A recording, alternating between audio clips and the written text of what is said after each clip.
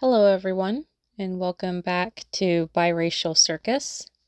I wanted to make a video about damage, hair damage, and the pressure you might have from stylists and, frenemies and friends and family members and acquaintances and random strangers to, oh, just shave it all off, cut it all off. You already ruined it. Just cut it all off. It doesn't matter. It's hair. It'll grow back.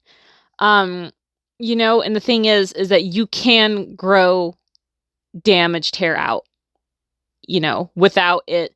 In some ways, it won't affect, your overall length. It may slow your process, but, the big chop doesn't have to be as painful as some people make it out to be. You can, you know, keep track of your damage and grow it out for a few months so that you have, enough to put into a ponytail or, until you feel comfortable or, just keep growing it and not even cut off the damage, which can be harmful, but, you can always cut it off later and make your hair more healthy while you, think about it and contemplate and make a decision.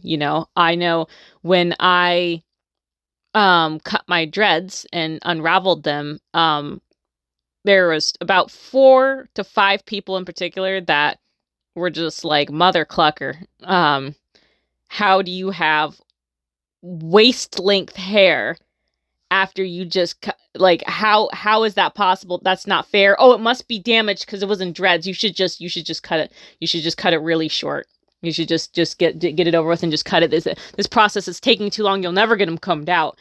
And I mean, people were taking it personally. It was really weird. I also have, or had at one point, half my head shaved when I had my dreads. My dreads were down to my knees and I had half of my head shaved and sorry, I can't even talk. And now I'm growing out the side that I have shaved, which is I have about 11 inches of hair on that side. And then the rest goes down to my waist.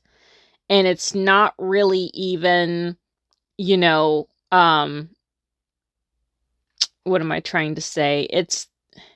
I style it in a way to where you can't really tell. I'll like braid that hair and like tuck it in and then put clips on it to where you can't really even tell that it was shaved. And it's not really half my head as it is like, just like 3 inches up around my ear on one side.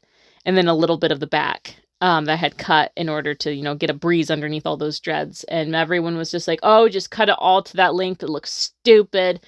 But, the only people saying that were those 4 people who were also going insane about, other hair jealousy things. So I just didn't take what they're saying, to heart. And I'm really happy that I didn't just shave my head when I was doing my dreads and taking them out. I got a lot of pressure too by these people. I'm so glad I didn't listen. But when you're going through a hair transition, whether that be, you're growing out perm damage or you got split ends or you're taking your dreadlocks out or, you did I think they're called like a dead hawk where you do shave half your head or like a good portion of it and you have long and now you decide to grow it out. Just people who are jealous of your hair will come out of the woodwork and be like, just shave it off, cut it as short as you can. And that's because they don't want you to have good hair. It's jealousy. It's their inner jealousy just shining through. And, a lot of people, I know when I took my dreads out, I was going through a huge emotional event. A lot of trauma was bubbling to the surface at that time. I was just getting out of a very, very toxic relationship. Let's just leave it at that. There was DV involved and I'm very proud of myself for leaving, but I was very impressionable at that point in my life. And, I had a lot of, I had those people around me saying, like, oh, just shave your head, just shave it, because they knew I was looking to change my hair. And I'm so glad that I didn't, sacrifice all my length to appease those people because I was in a really, really suggestive state at that time. And I'm just super glad, I stuck to my guns and was like, hey, I'm going to cut it to this length so I can have this length and I'm going to grow this side out however long it takes. And I don't care if I have to, go out of my way to do certain styles in order to, make it look good. It's my head of hair and I'll do what I want. And, but a lot of people, when they're going through a lot of hardship, when you feel that urge to change your hair, you're not thinking clearly. And so I encourage people to put other people's opinion about their hair through a filter. Think about what they're saying. Think about your relationship to that person. Think about if there's been any other behaviors that might make you think that they may be jealous of you in some way. Do you value this person's opinion? Have you trusted them before? Has it worked out before? Do they really have your best interest at heart? And then make a decision, because people just, something about pretty hair. Oh my. But anyway, think for yourself. If you're going through a hard time and you're like, I'm doing something to my hair, I'm going to do it.